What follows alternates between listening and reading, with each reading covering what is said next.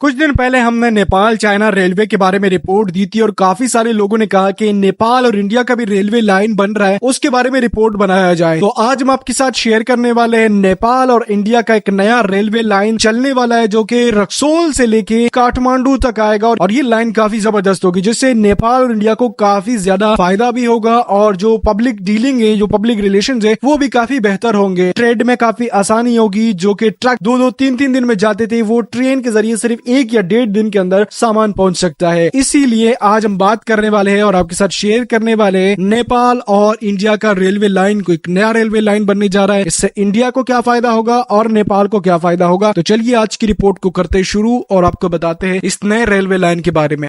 India और नेपाल के बीच बेहतर कनेक्टिविटी के लिए बिहार के रक्सौल से नेपाल के काठमांडू तक एक रेल लाइन बनाया जा रहा है। लगभग $3 बिलियन के बजट से बनने वाले इस रेल लाइन के लिए अब फाइनल लोकेशन सर्वे का काम स्टार्ट हो गया है। तो आज के इस वीडियो में हम लोग जानेंगे कि चाइना के वर्चस्व को नेपाल में रोकने के लिए ये प्रोजेक्ट इतना महत्वपूर्ण क्यों है।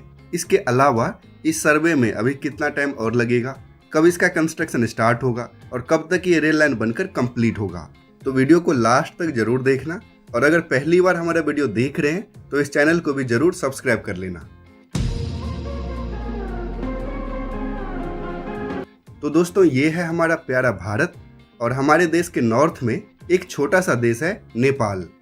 नेपाल और इंडिया के बीच हमेशा से ही अच्छे संबंध रहे हैं और नेपाल और इंडिया के बीच अभी ओपन बाउंड्री है और दोनों देशों के नागरिक बिना किसी रेस्ट्रिक्शन के दूसरे देश में जाते हैं।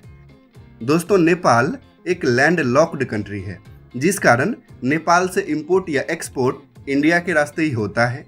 इसके लिए नेपाल के वीरगंज में एक इनलैंड कंटेनर डिपो बनाया गया है जो कि इंडिया में रक्सौल से रेल लाइन से कनेक्टेड है और वीरगंज से ही पूरे नेपाल में जरूरत की चीजें पहुंचाई जाती है। लेकिन पिछले कुछ टाइम से चाइना नेपाल में इंटरफेयर कर रहा है। हालांकि चाइना और नेपाल के बीच रोड या रेलवे बनाना काफी चैलेंजिंग है, लेकिन चाइना लगातार इसकी प्लानिंग कर रहा है। इसीलिए चाइना को नेपाल से भगाने के लिए इंडिया के हेल्प से नेपाल की कैपिटल सिटी काठमांडू तक एक रेल लाइन बनाया जा रहा है। ये रेल लाइन इंडिया में बिहार के ईस्ट चंपारण डिस्ट्रिक्ट में रक्सौल से स्टार्ट होगा और नेपाल की कैपिटल सिटी काठमांडू को इंडियन रेलवे के नेटवर्क से कनेक्ट करेगा। अप्रैल 2018 में नेपाल के प्राइम मिनिस्टर केपी ओली जी इंडिया आए थे और उसी दौरान इस रेल लाइन को बनाने की घोषणा हुई थी। ये एक इलेक्ट्रीफाइड रेलवे लाइन होगा और इस रेल लाइन के बनाने में इंडिया हर तरह से नेपाल की मदद करेगा। फिर अगस्त 2018 में काठमांडू में इंडिया के एम्बेसडर मनजीत सिंह पुरी और मधुसूदन अधिकारी के द्वारा MOU साइन किया गया था इस रेल लाइन का सर्वे करने के लिए। और इस रेल लाइन के लिए सर्वे करने की जिम्मेदारी मिली है कोंकण रेलवे कॉरपोरेशन को। कोंकण रेलवे ऑलरेडी इंडिया में कई सारे चैलेंजिंग रेलवे प्रोजेक्ट को कंप्लीट कर चुकी है। चेनाब ब्रिज और Udhampur Baramulla Srinagar rail link project को भी कोंकण रेलवे ही एग्जीक्यूट कर रही है। रक्सौल काठमांडू रेल लाइन के लिए प्राइमरी सर्वे 2018 में ही हुआ था और इसके अनुसार इस रेल लाइन की लेंथ होगी 136 किलोमीटर, जिसमें लगभग 40 किलोमीटर के सेक्शन में टनल बनेगा और इस पूरे प्रोजेक्ट में 35 मेगा ब्रिजेस भी बनाया जाएगा। जमीन अधिग्रहण सहित इस पूरे प्रोजेक्ट में $2.66 बिलियन से $3.15 बिलियन खर्च होने का अनुमान है। तो प्राइमरी सर्वे के बाद अब इस रेल लाइन प्रोजेक्ट के लिए फाइनल लोकेशन सर्वे भी स्टार्ट हो गया है। इस सर्वे से क्लियर हो जाएगा कि इस रेल लाइन में कहां और कितने रेलवे स्टेशन बनेंगे, रेलवे ट्रैक की हाइट कितनी होगी, ब्रिज कितना बड़ा होगा, सब कुछ क्लियर हो जाएगा इस सर्वे के बाद। इस सर्वे को कंप्लीट होने में लगभग 18 मंथ्स यानी कि 1.5 साल का टाइम लगेगा। लास्ट मंथ ही कोंकण रेलवे की टीम नेपाल पहुंच गई थी। इस सर्वे को कंप्लीट होने के बाद इस प्रोजेक्ट के लिए DPR बनेगा, लैंड एक्विजिशन स्टार्ट होगा और अप्रूवल मिलने के बाद इसमें कंस्ट्रक्शन स्टार्ट हो जाएगा।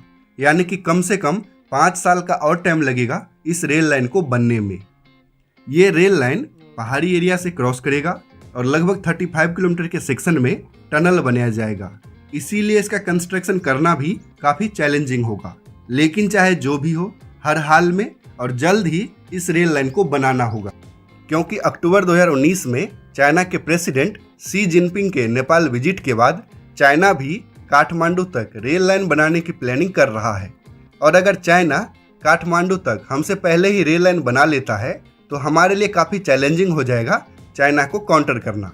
वैसे इस बारे में आप क्या सोचते हैं, कमेंट करके अपनी राय जरूर बताना। अगर आपको ये वीडियो पसंद आया तो इसे लाइक कीजिए, चैनल को सब्सक्राइब कीजिए और इसे दूसरों के साथ भी शेयर कीजिए। तो आप लोगों ने रिपोर्ट देख ली होगी, इंटरेस्टिंग लगी होगी। यहाँ पे मैं आप लोगों के साथ ये बात करूं कि नेपाल से इंडिया एक नई रेलवे लाइन भी चलाई जाएगी जो कि रक्सोल से लेके काठमांडू सिटी तक होगी। अब ये नई रेलवे लाइन की जो बनाई जा रही है वो क्यों बनाई जा रही है वो इसके बारे में मैं आपको बताता हूँ। और जो ऑलरेडी लाइन बनी हुई है जिसको यूज भी किया जा रहा है, जिसको लोग आ रहे जा रहे हैं, वो क्यों काम नहीं आ रही या क्यों उसको ऑपरेशन नहीं किया जा रहा है। देखिए, नेपाल के ओपन बाउंड्री है इंडिया के साथ और नेपाल से लोग बहुत आसानी से इंडिया जा सकते हैं, इंडिया से नेपाल आ सकते हैं, किसी भी बॉर्डर से आप लोग आ सकते हो, जा सकते हो। अब यहाँ पे जो प्रॉब्लम आ रही है वो ही ट्रेड के मामले में, और वो जो लोग आना चाहते हैं नेपाल या इंडिया, नेपाल से इंडिया जाना चाहते हैं, तो उनके लिए ये होता है कि या तो आप बॉर्डर क्रॉस करके चले जाओ या तो आप बस के जरिए चले जाओ, जिसपे बस का सफर तकरीबन 30 घंटे का है दिल्ली से लेके काठमांडू सिटी तक। अब लोग इस बस के सफर में काफी परेशान हो जाते हैं। उस हवाले से एक नया रेलवे लाइन बिछाया जाएगा रक्सोल से लेके काठमांडू तक। अब काठमांडू से ऑलरेडी काठमांडू से ये रेलवे लाइन रक्सोल तक आएगी और रक्सोल से फिर आगे इंडिया के अंदर बहुत सारी जगहों पे रेलवे लाइन लगी हुई है, वो उसके साथ कनेक्ट करेंगे और जो लोग पूरे इंडिया में कहीं जाना चाहते हैं तो वो जा सकेंगे। इससे फायदा ये होगा जो कि इंडिया से नेपाल जो ट्रेड होती है वो महंगी पड़ती है लोगों को, तो वो इस रेलवे लाइन से कनेक्टेड होगा। तो रेलवे से जो ये ट्रेड है वो भी काफी सस्ते में हो जाएगी और लोगों को काफी फायदा भी होगा, क्योंकि जो 30 घंटे का सफर बस में लोग करते हैं उसमें बहुत परेशानी होती है और बहुत ज्यादा थक जाते हैं। तो ट्रेन के अंदर आपका ये सफर काफी आसानी से हो जाएगा। इससे नेपाल को दूसरा फायदा ये है कि बहुत सारे लोग क्या करते हैं, अभी की रिसेंटली जो ट्रेन चल रही है उसमें लोग क्या करते हैं कि भाई वो बॉर्डर तक आते हैं, फिर बॉर्डर में एक ट्रेन है वो इंडिया से नेपाल आती है, बट वो आप जैसे ही नेपाल के अंदर इंटर कर लोगे तो वहां से उतर रहा है, फिर आपने काठमांडू तक या तो बस के अंदर आना पड़ेगा या तो आपको फ्लाइट लेके आना पड़ेगी, या तो अपने लिए कोई प्राइवेट कार वगैरह कर सकते हो, टैक्सी वगैरह कर सकते हो। ये चीज चलती है इंडिया नेपाल में। बट अगर हम यहाँ पे ये देखते हैं कि अगर ये नई रेलवे लाइन बिछ जाती है या नई लाइन आ जाती है तो इससे फायदा ये होगा कि कोई भी इंडिया से नेपाल आना चाहता है, बस एक ही ट्रेन में बैठे, ना तो ट्रेन से उतरना है ना कुछ भी करना है, एंड पे जाए काठमांडू में उतर जाओ, काठमांडू से फिर नेपाल आओ। इससे दोनों मुल्कों के रिलेशन भी ठीक होंगे और फायदा दोनों मुल्कों को होगा कि ट्रेड होगी। अभी ट्रेड बहुत कम है और ट्रेड अगर है भी तो बहुत महंगी है, कंटेनर्स की प्राइस बहुत ज्यादा है ट्रकों में आना, क्योंकि एक ट्रेन होगी तो एक ट्रेन के ऊपर डबल अगर कंटेनर लगाया जाए तो 200 कंटेनर भी चल सकते हैं, 100 कंटेनर भी चल सकते हैं, या कम से कम 50 कंटेनर भी चल सकते हैं।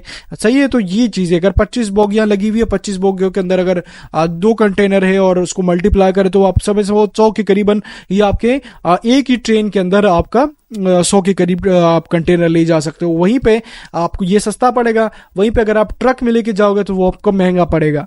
तो ये चीज नेपाल और इंडिया के बीच में होने वाली है और एक नई रेलवे लाइन बिछाई जा रही है जिससे नेपाल और इंडिया को काफी फायदा होने वाला है।